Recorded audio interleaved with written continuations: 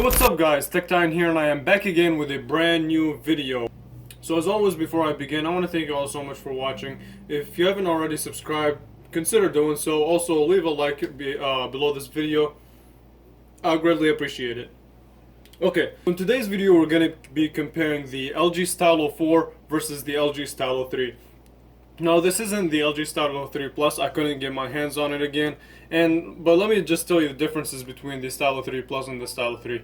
Really, the only difference is that the Stylo 3 Plus has a 1080p display, while this one has a 720p display. But other than that, I mean, the other differences are pretty minor. So I think this should be a fair comparison, because what I'm looking for over here is basically design, camera, specs. But we'll cover all of that. So let's start with the Stylo 3's design.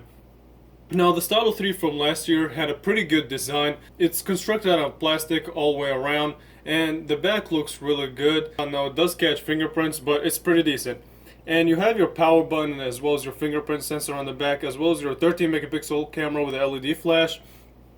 And on the right hand side, you really don't have anything, since the power button is the same as the fingerprint sensor. On the left hand side, you have your mushy, not really clicky volume up and down, and on the front you do have this 720p display. Now, like I said, the only difference between this phone and the LG Stylo 3 Plus is that 1080p display. And also on the front you do have your 5 megapixel camera, as well as your LG logo down here. Okay, so also the speaker is located right here, which is not really the strongest, which is not really the best speaker out there, but it's pretty decent. You can also swap out this 3000 milliamp hour battery, and we'll talk about battery life also. So the way that they put the stylus, since this is the LG Stylo 3, and the way they placed it is pretty cool. So they basically made it part of the design, which is kind of hard to tell where it's placed. And it's right here. So this is the stylus, and I mean, it does have useful features. To be honest, I haven't really used them all that much, but that's just me. Some people might be interested in these types of features. So this right here is the LG Stylo 4, and right off the bat, this looks like a 2018 flagship.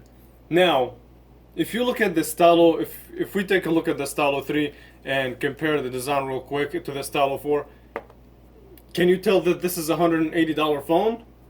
I doubt that.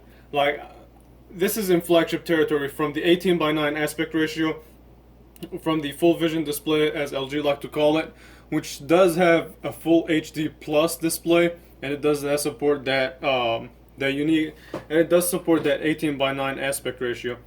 And if you look at the LG G6 from last year, this is what kind of resembles it. But remember, the G6 from last year is a flagship. This one is $180. Okay, and you also, in the front, you get the 5 megapixel wide angle selfie camera, but you don't get the LG logo as you do on the Stylo 3. On the right hand side, you have your power button, so it's no longer embedded with the fingerprint sensor. And on the left hand side, you do have your volume up and down. They're a little bit more clickier, but still not the best. Back you have your 13 megapixel camera, and on the back you also have your LG logo. So here's what I noticed about this phone. This phone tries to be a flagship so hard with the amount of material that it got, and it makes it work, and it makes it work really well. So it is constructed out of plastic, just like the Stylo 3, but it really doesn't feel like it's made out of plastic. The back feels like glass, even though it's not glass. It's actually hard to tell whether this phone is glass or not by just holding it. And the weight gives it this flagship feel, and that's what I really like about this phone. Also, check out this 1080p display, man. This display is awesome. This is easily my favorite feature about the phone. Now, on the bottom, LG has finally made the move to USB-C. Props to them. As well as you also do get, you still keep your 3.5mm headphone jack. I'm glad they didn't take that off. I really am. And you have your speaker, which I'll talk about in a second. Also not the best positioned, but hey, we'll cover it. And the way that you take off the stylus, it's no longer hidden like on the LG Stylo 3, but that's okay. It kind of resembles the Note lineup from Samsung. So it doesn't really have a clicking mechanism, so all you have to do is just pull it out and you get your stylus feature. You can even write a memo while the screen is off, which is cool, and you can save it. So it's really clear that LG has made the move and said, hey, we want to create a phone that feels and looks like a flagship, but still retain that under $200 price. And they did it. They pulled through. The LG Stylo 4 easily wins the design. From the display to the design quality, it's still, like I said, constructed out of plastic, but I don't know what type of plastic they used, but they made it feel premium. And it does not, unfortunately, for the people that like swapping batteries, the LG Stylo 4 does not have a removable battery. But I mean, to me personally, in 2018, I really don't care for removable batteries. So the LG Stylo 4 has 32 gigabytes of storage, as well as the Stylo 3, and the Stylo 4 has that 1.8 gigahertz octa-core processor powered by Snapdragon. So specs, I mean, I don't think I believe the LG Stylo 3 has that 1.4 gigahertz. Is it? I believe it's also octa-core processor. Let's do a quick day-to-day task comparison. So Stylo 3 and Stylo 4, 3, 2, 1. Okay, the Stylo 4 lost by a little bit. The messaging app, 3, 2, 1. Okay, the Stylo 4 won. Okay, so let's flash the camera, 3, 2, 1. Okay, the Stylo did it a little bit faster. Not really a huge difference. So Google Chrome, 3, 2, 1. All right, and the LG was loading up a website. So let's test the loading speed for both. So loading up a site. Give me a second. So 3, 2, 1.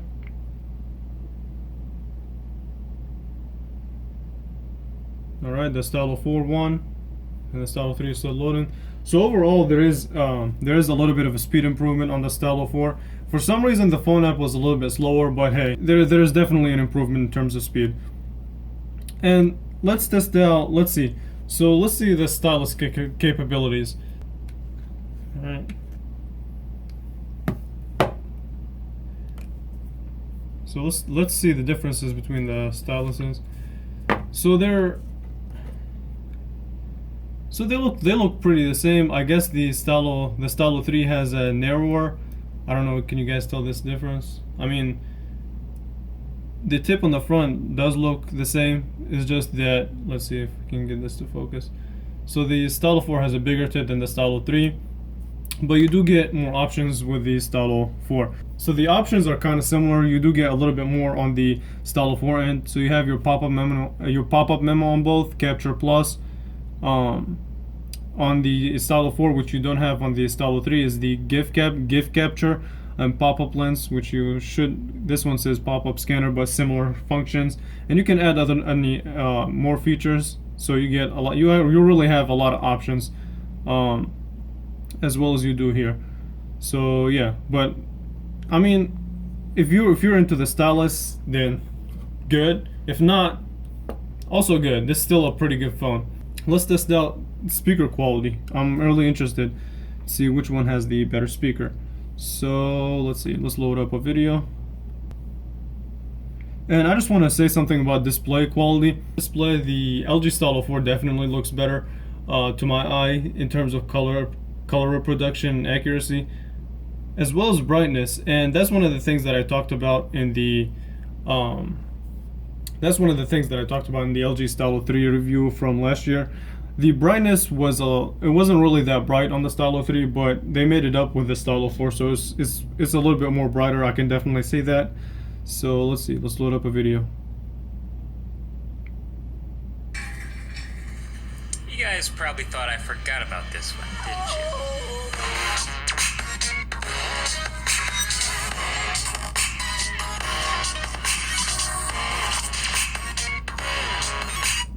you? Okay, the Stylo 4.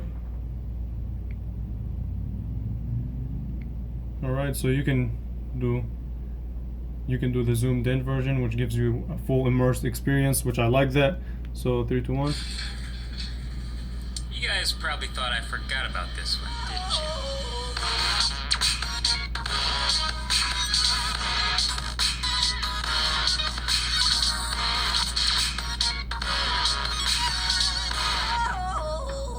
What is up, guys? I'm HD here, and this is the HD. Okay, interesting.